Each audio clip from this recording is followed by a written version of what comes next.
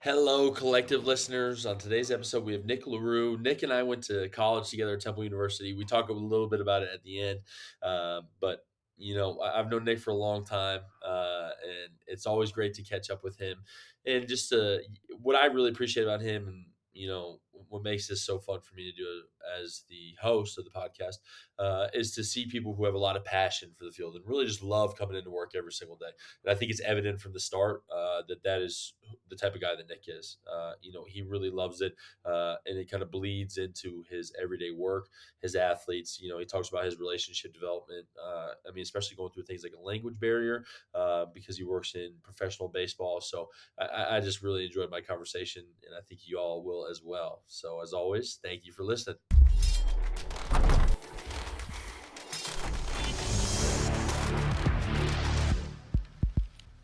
What's going on, collective listeners? On today's episode, we have Nick LaRue. Nick LaRue works within the Houston Astros Organization.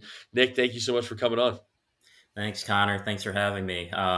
This is my first time doing a podcast, and I obviously listen to a lot now still, but especially as I was coming up as working my way up through the ranks of S&C, I listened to these religiously and really use them as a big part of my development as a coach. So hope I can say some at least one thing here that one person can take a positive away from. I'd call that a success. So thanks for having me. Really Oh, humbled. that's awesome. And I know you will. I've known you for a long time now, so I Yeah. know for a fact you will. You have great advice to impart upon, but that's awesome to hear, right? Because that's kind of like the whole point of the podcast, in my opinion, is to kind of help give people advice, but then also at the same time, like, if somebody, obviously you've had mentors, but somebody doesn't have mentors in the field, then they can listen in and speak with people who, have experience. And, my hope is always like, don't make the mistakes that I made, Yeah, for maybe you can sure. save yourself from the embarrassment of one or two of these mistakes if I share this story. So,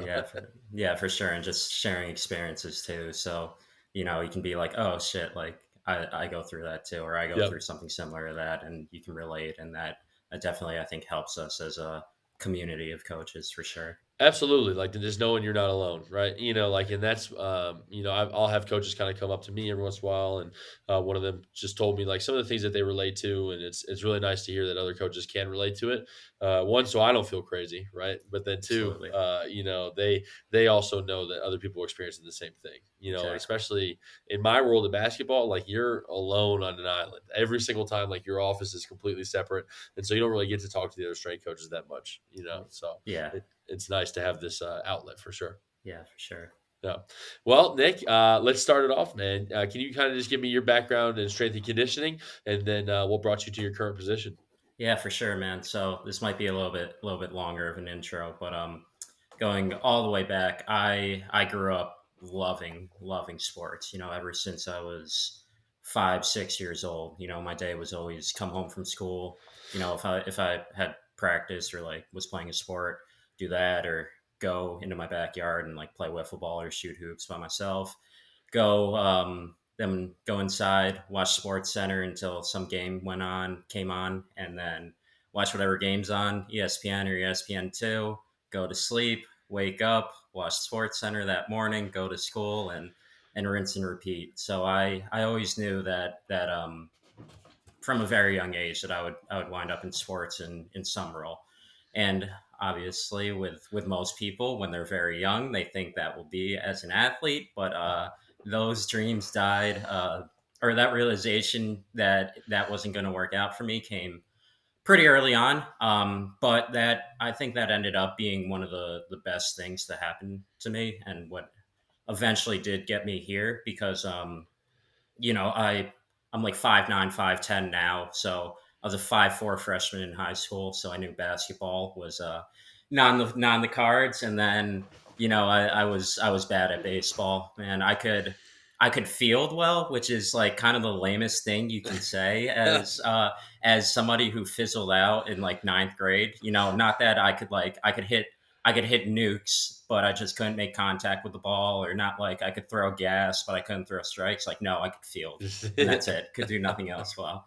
Um, but yeah, so basically, the failures in those sports brought me to mixed martial arts, and specifically Muay Thai when I was mid to late middle school, early high school, and I think in kind of unique as opposed to what you hear other strength coaches say. Like that's where I fell in love with training.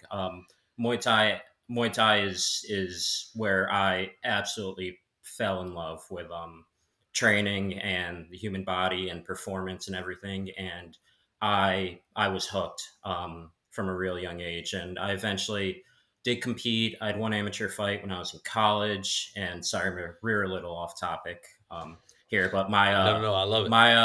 when I was in college, I trained with a team full of absolute killers. Man, we had a room full of pros and amis, and Datus MMA, 19th and Washington Street in Philly. We had a really, really, really good team. Um, and it's always really fun to reminisce on that. And my three coaches there: Bob Peach, Matt Mikowski, Jackson Galka. Data sadly closed down, and Peach owns a gym in Cherry Hill, Beacon MMA. Jackson's in Germantown in Philly, North Star MMA. If anyone's listening and wants good training in mixed martial arts, Muay Thai, Jiu Jitsu in that area, go there because they're the best. But anyways, rearing back to being on topic here. So I was a terrible student in high school, but I wanted to go to college, and my mom really wanted me to go to college, so I was going to college, and I knew I liked sports, and I knew I liked training. So I found out that you could study kinesiology or exercise science as an option in undergrad, and I was like, all right, cool, like that sounds like it's up my alley. Sounds like it's something I'd like. So I did my undergrad at Temple University, where I met you, Connor, and Oh yeah. we've known each other, going on 9, 10 years now. I'm pretty sure. So, um, yeah, but went to Temple. Exercise science was my pathway, but I had no idea what a strength and conditioning coach was until I was about a sophomore in college. I think the NSCA hosted an event at Temple that I went and checked out, and I was like, "Oh man, like strength and conditioning coach, like what's this?" And I like looked into it, and I was like, "Wow, like you get to work with athletes and influence winning. This is like." And train people, like it's all in one. I was like, oh yeah, like this is what I'm gonna do, like definitely being totally ignorant to the barrier of entry into our field, but no, right when I saw it I was like, yeah, this is what I want to pursue. So eventually we had to do internships for our program. My first internship was the summer heading into my senior year at Philadelphia Barbell Club in Port Richmond neighborhood of Philly. Tougher neighborhood for sure with Olympic weightlifters. That's Jim Rudders, the coach there, and he's terrific. A really really good first coaching experience for me.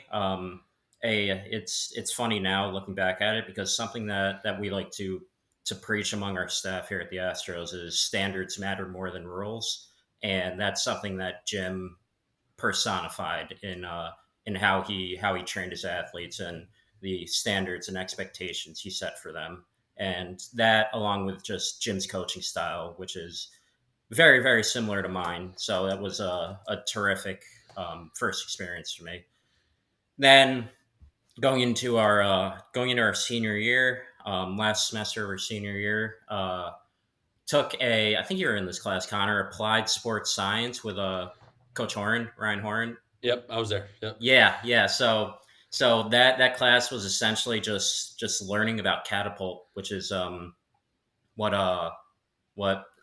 Coach Horn was an assistant strength coach for Temple football at the time, and he oversaw the catapult and he taught a class on it, and I really really enjoyed that class. And as that class went on, I'm shy, introverted, thinking like, man, like I'd love to work in this. Like I really want to ask him like if he like takes interns in this. And then one day during class, he's like, yeah, like I'm looking for a couple interns for the summer. Like if you're interested, let me know. And I was like, sick, this is my chance. So um, I went up to him and we talked about it. And I eventually interned that summer. I had one credit left before I graduated. So I didn't want to just take some BS class. I wanted to actually get to use it to get some real experience, because as I was starting to figure out, it is the barrier of entry to get a grad assistant, or never mind a full time position, is high in our field. So um, for 8 weeks throughout their summer workouts, I worked as a sports science intern. Mostly did the data collection with Catapult, but Coach Horn also was really good about letting us work on the projects he was doing, and open to ideas if we had any thoughts about like how they could better use their systems. But basically, as that internship was coming to a close, I was like, "This is cool," but I want to do strength and conditioning. And seeing um, each day, as I was just sitting there by the catapults and seeing the strength coaches do their job, I was like, yeah, like this is what I want to do. And that strength staff back then in 2018 was, a group of all stars, man. Dave Feely, Ryan Horton, Jordan Barber, and Kyle Sager. All four of those guys, after Temple, moved on to huge things and are still doing huge things, and are really, really, really elite coaches. It was really an elite strength staff. So I asked Jordan Barber in the internship program. I asked him if I could sign on, and I'll never forget, like, my first day as an S&C intern. Like, Coach Barber walked me up to Coach Feely, and he's like, "Coach Feely, like, Nick's an intern with us." And Coach Feely's very intense guy. He looks at me like eyes wide open. He's like, "You sure?" I'm like, "Yeah." He's like, "All right, let's get going." And like, yeah, again, I was very fortunate with that staff, because they took interns who wanted to be strength coaches, and they took interns and they made them coach. And I thought that was just kind of like a standard among SNC internships. I kind of learned later on that depending on where you are, like it can go either way with interns. But they pushed me to coach, and they I coached my ass off for them. And it was a really good experience. So eventually, that Coach Collins was the head football coach. He took the job at Georgia Tech, and that staff kind of split apart from there. Around then, I took a part-time position in the private sector, working at a company called Function and Strength, where they contracted me out to a local high school where I ran the strength and conditioning, but ran their system.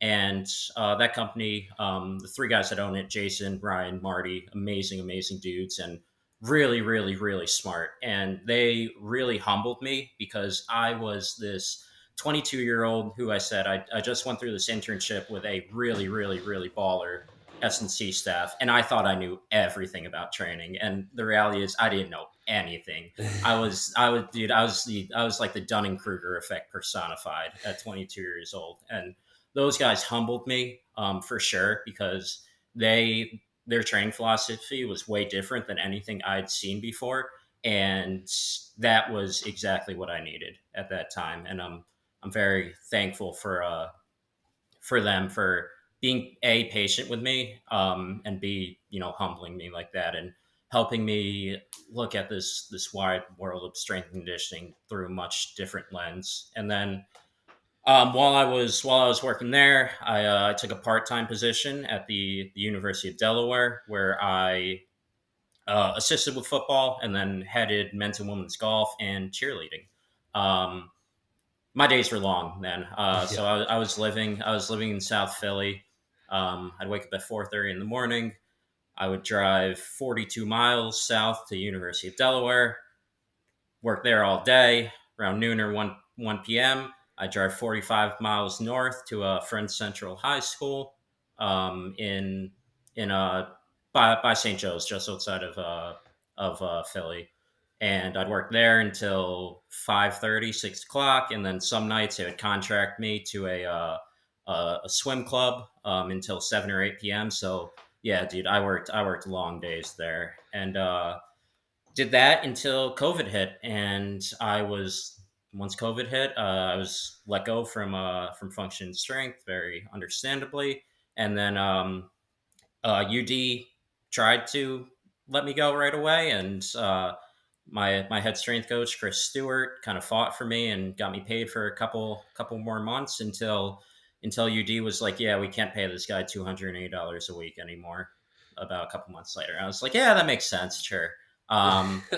So yeah, so then during COVID, I was making more money than I ever made on unemployment. To the point to at that time. And then August of 2020, I took a grad assistantship with Temple back at Temple with their Olympic sports department, where I assisted with pretty much every Olympic sport and helped out our director with women's basketball too, and um, really fed into that women's basketball role. I really thought that would be the my career path going forward, and while I was there, I studied got my master's in sport business with a concentration in sport analytics.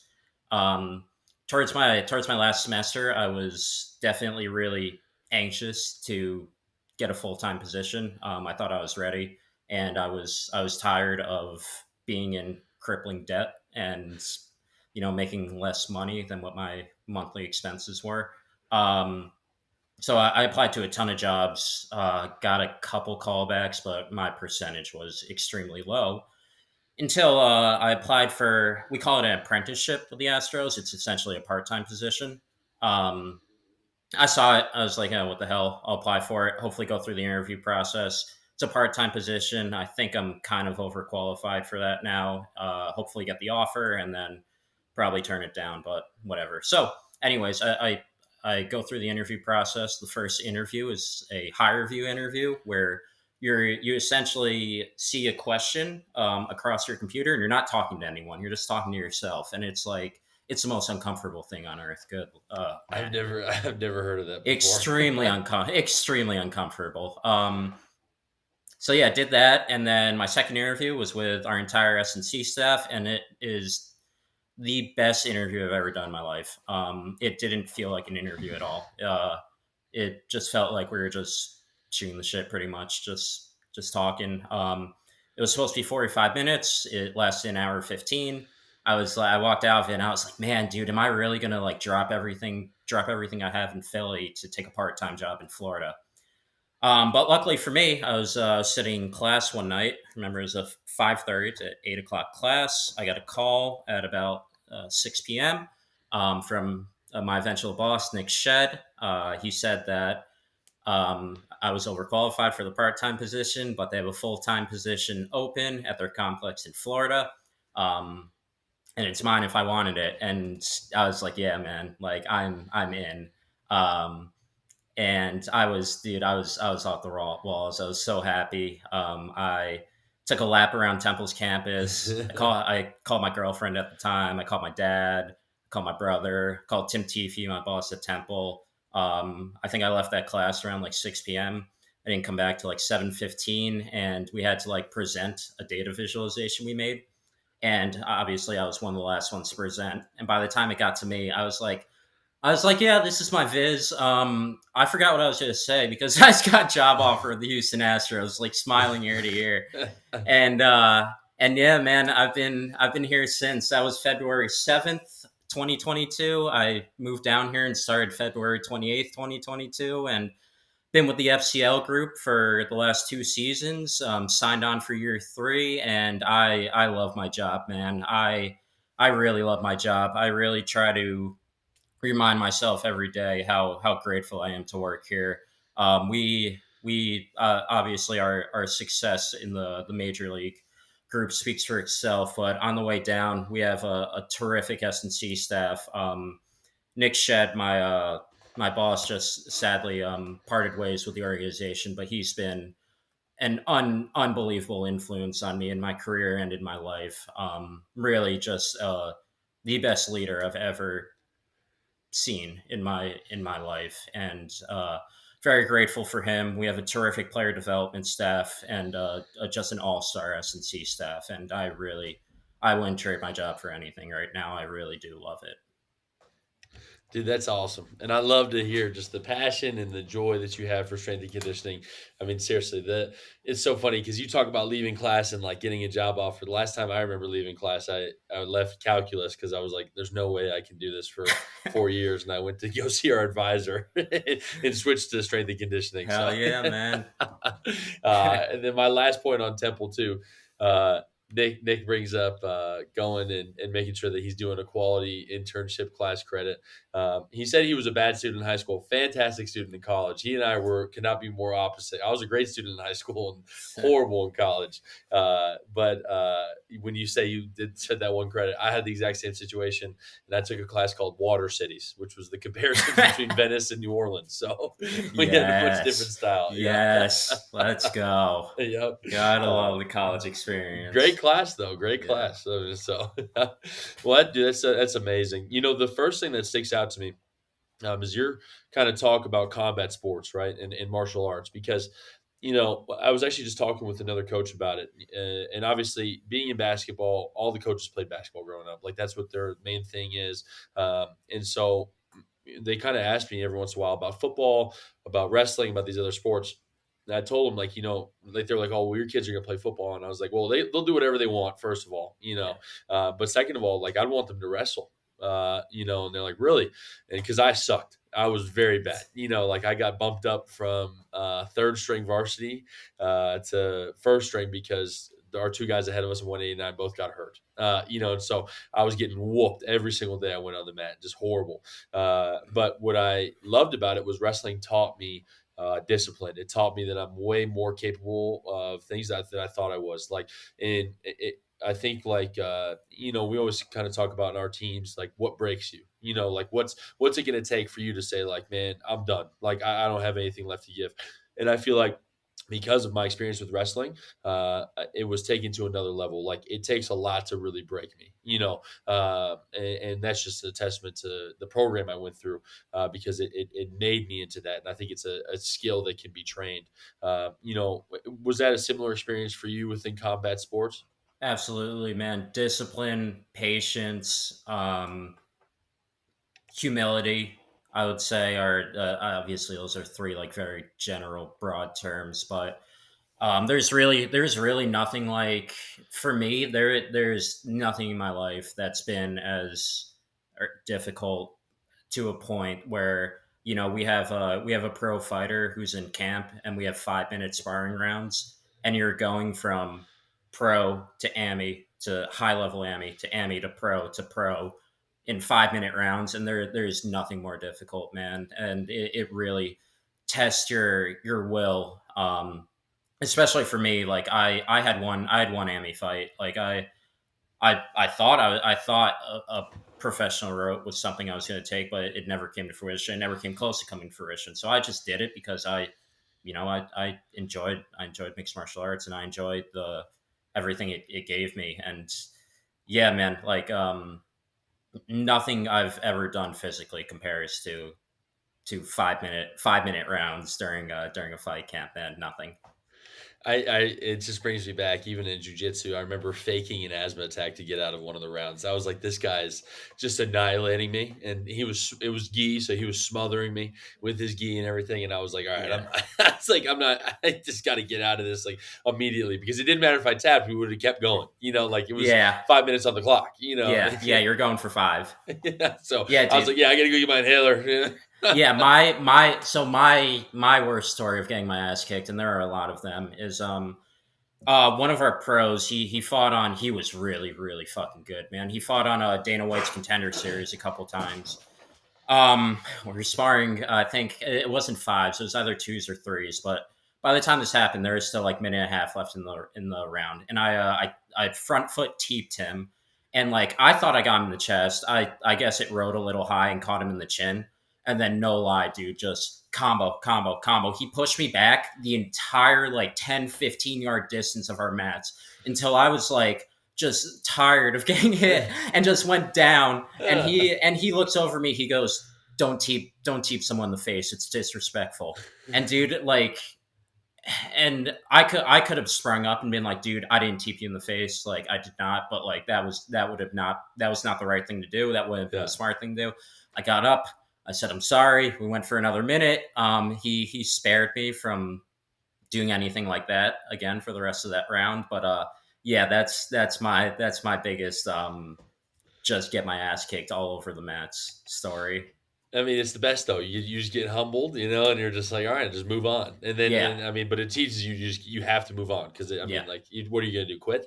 yeah, Like, exactly. and I think it's always cool to work with our athletes too because, like it's the same type of deal. Like, I always compare it to like I would get tapped out by this guy is like 135 pounds, but he was just filthy. Like he just knew exactly how to move. And I don't know if our listeners know, I'm like 260. Yeah, Like it's not like I'm almost double his body weight. And then he whooped my ass every single time. Like and it was awful. And I would avoid him, and he would come find me.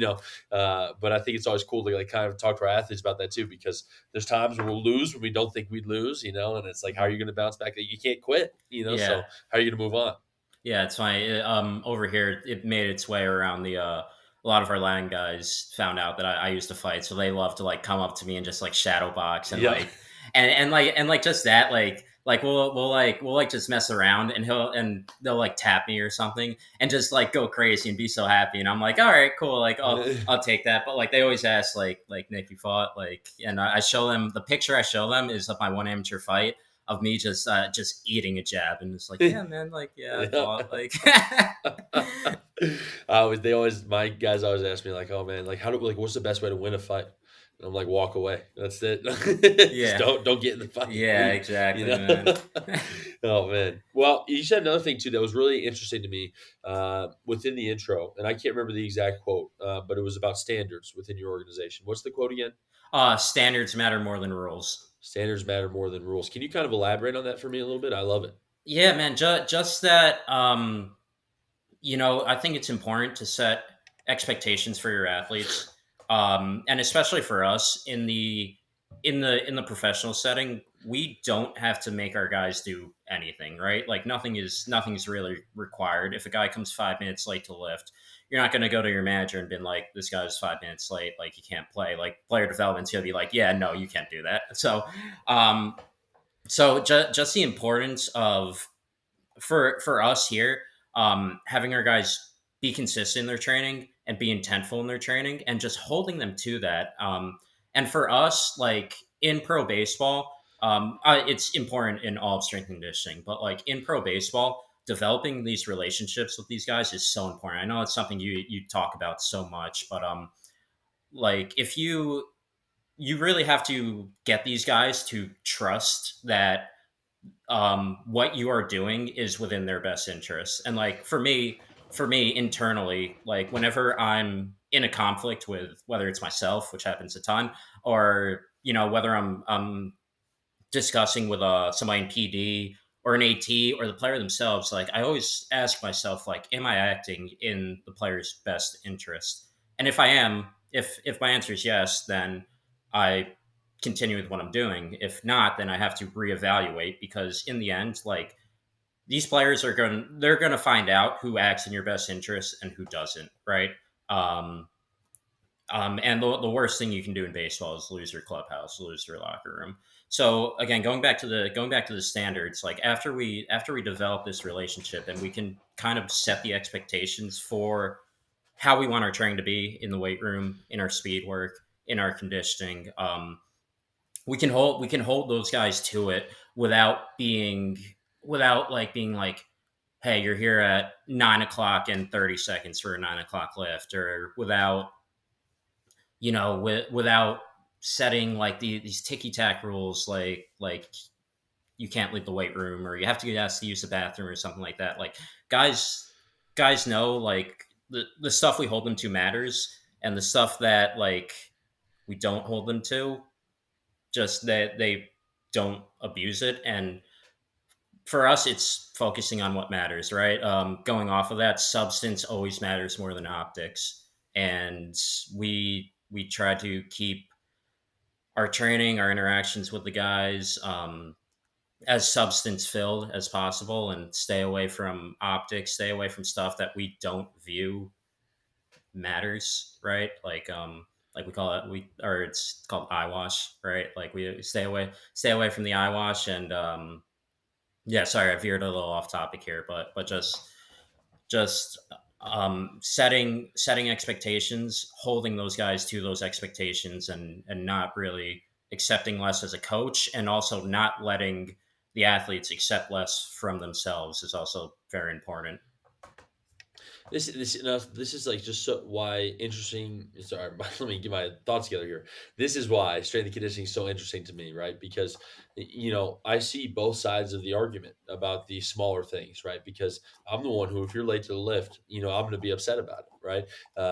But at the same time, like I also see your side, and ultimately, what we are looking for is the athlete's best interest, right? And so if they come in just a little bit late, but ultimately we're still successful, or for your specific case, if they're able to move up within the organization, that's still success, right? And so maybe it doesn't look as perfect as everybody would like it to, like the eyewash you're saying, but at the same time, they're reaching their success, and the athlete is content with the success that they're gaining. So, I mean, it's just so interesting for me to see both sides because uh, I can truly, my side obviously I believe in, but your side, I mean, it's led to success, and I haven't had as much success as your organization has. So, maybe I need to be a little more lenient.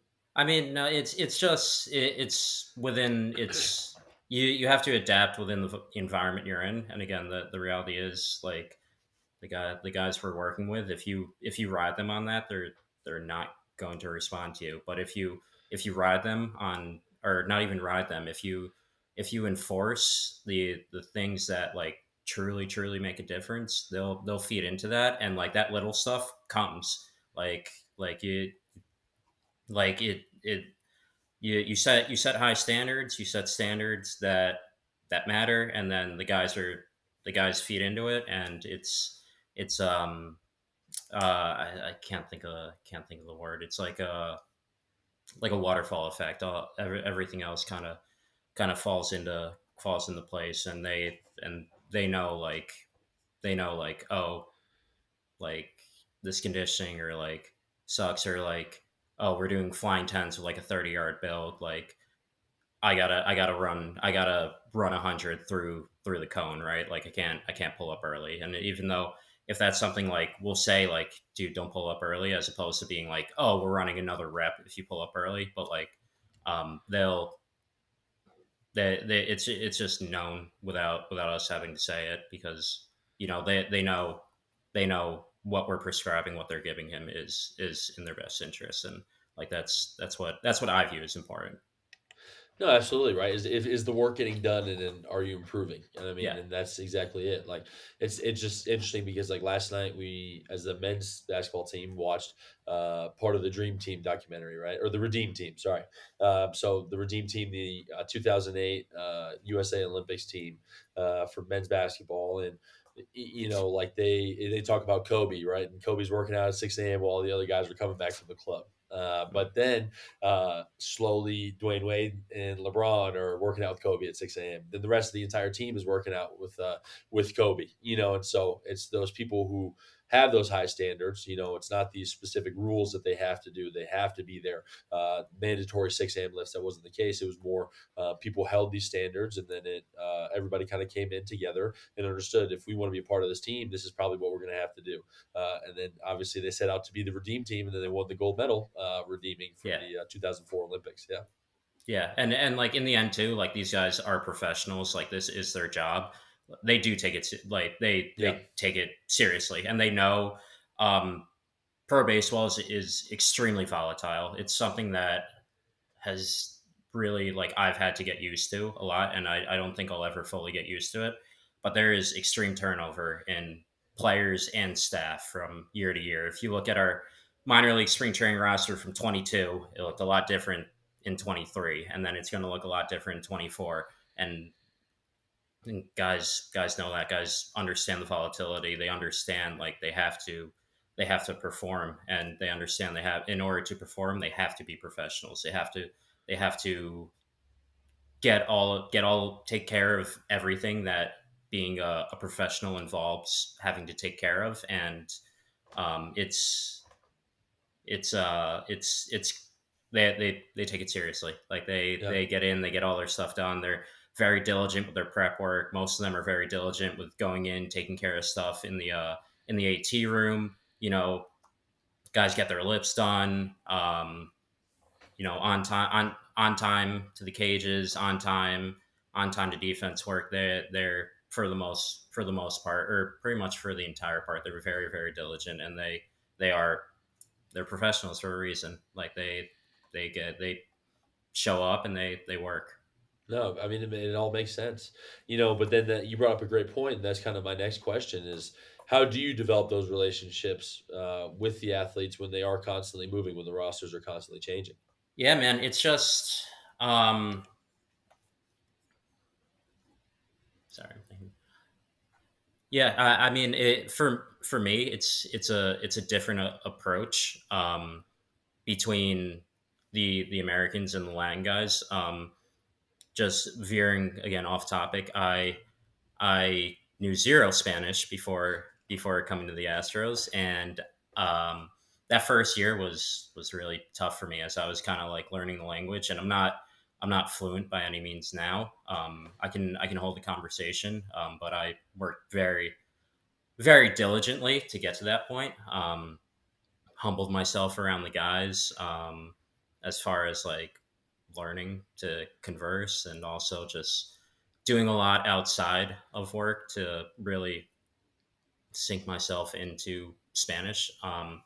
But in the end, it just comes with showing up, being consistent every day, and getting to know these guys, understanding kind of what makes them tick as a baseball players, but also b as people, and understanding how you can relate to them, how you can talk to them, how you can interact with them. Like for me personally, like it's this is a funny comparison to draw, but like my love language is physical touch, as both like a giving and receiving love.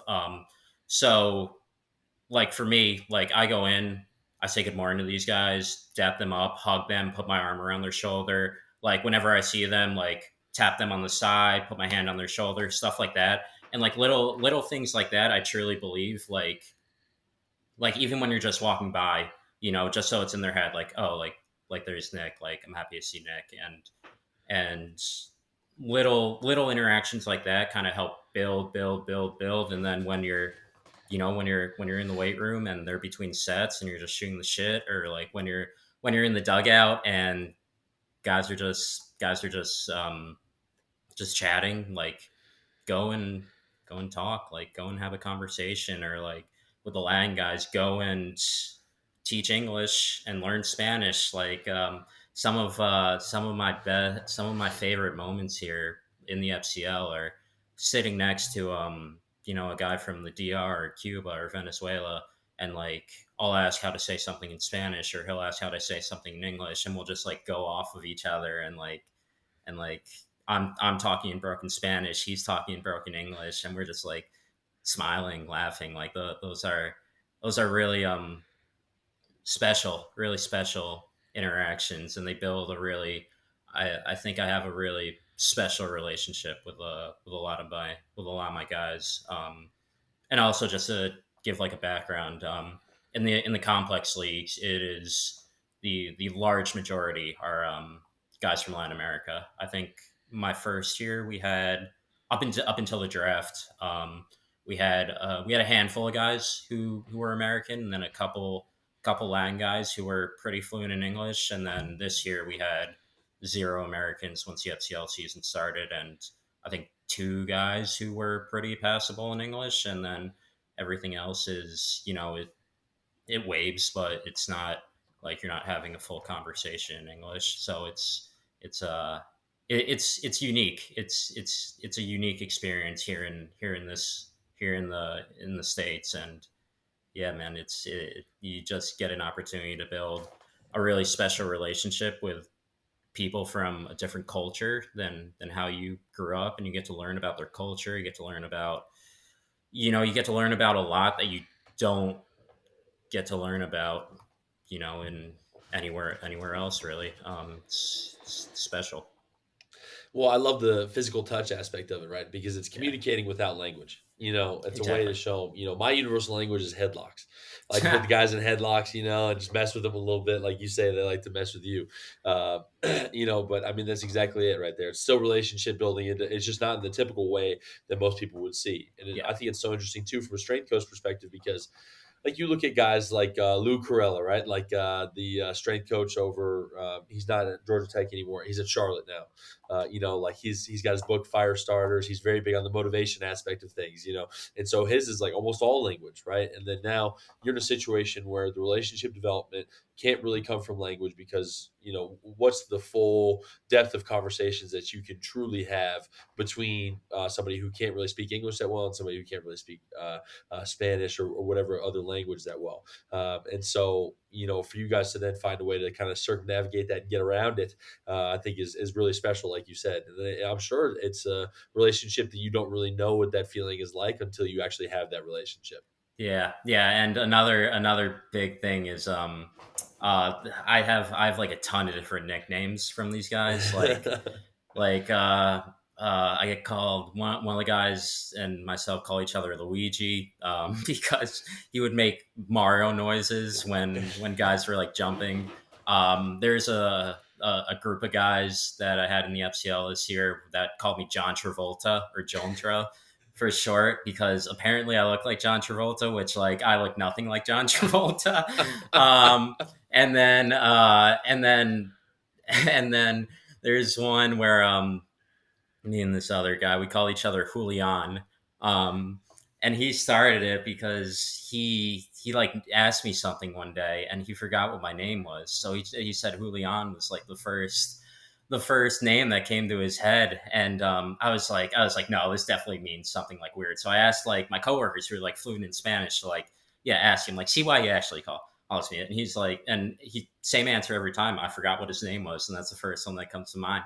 So now like every single time we see each other, we just shout Julian and just like just like go and like hug each other, and it's a really really like special bond, and it's like again a unique way to build this relationship with these guys, and like now like these are some of the guys who like I'm closest with as far as like a coach to athlete relationship goes.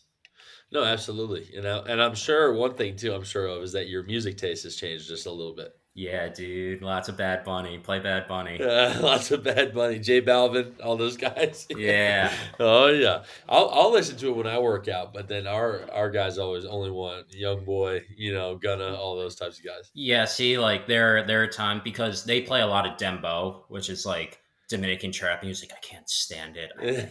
It's all. I think it's terrible. So like that becomes contentious. Because sometimes I'll hop on and I'll play hip hop, and like some of the guys really like hip hop, but some of them are like, Nick, this music sucks. Like this is terrible. Like, and I'm like, yo, like he's like, let me connect. Like, can I connect? I was like, no, like I don't want to listen to Timbo. I'm sorry. Or like I throw my so in the FCL, it's the last 2 years been me and two other strength coaches, and of those two others, the first year it was me, Shay Connell, and then Kevin Rivera. Kevin's in Fayetteville now. And then this year it was me, Shay, and Cesar Vina, who we came up from the Dominican Republic complex. And I throw Shay under the bus for the music so much. Like the guys are asking me, Nick, let me connect. I'm like, I show him my phone. I'm like, I'm not connected. Like, yeah, like Shay is, go ask Shay. So, yeah.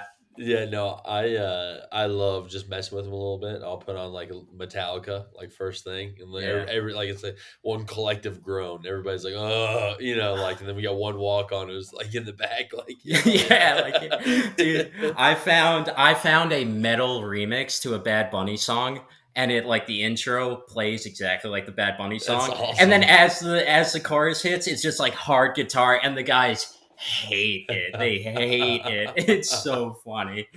Dude, that's the best. I love messing with the music. That's like one of my Yeah, favorite things because it cracks me up every single time. yeah. Oh man. Well, Nick, dude, this is awesome. I really enjoyed our conversation. Thank you so much for coming on. If anybody wants to reach you, or if anybody wants to contact you or follow you on social media, what are some good ways to do that? Yeah, man. So I'm pretty quiet on social media for the most part, but best way to reach out is probably Instagram. Nick LaRue 20. Nick Awesome. LaRue 20. Yeah. There we go, man. Well, awesome. Yeah. Well, thank you so much, man. It was good catching up with you as well. We always kind of joke too, like, there's I'm sure there's some private sector strength coaches, but from our class, it's really you and me who are the only either professional or collegiate strength coaches. Yeah, man. Last one's left. And Still if you holding it down for Temple, man. Temple's for everyone listening. The college experience at Temple is very unique, and it's a awesome, very special place. And there's a reason why guys like Connor and I are really, really prideful of it. yeah. It's a really, really special place. Well, it was fantastic, and they brought in an amazing faculty.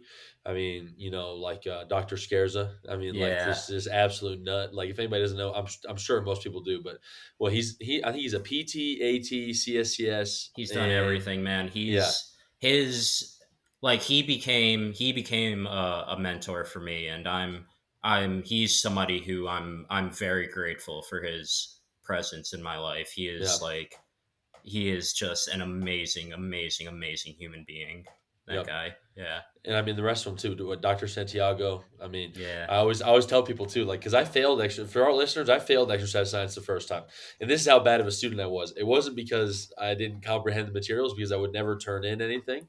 And Dr. Santiago was the first person in my life to be like, I'm not gonna like pass you, like I'm not gonna let you like last minute turn in all these assignments for half credit, and then your tests are fine enough. She's like, I will give you a zero, and I was like, yeah, all right, whatever.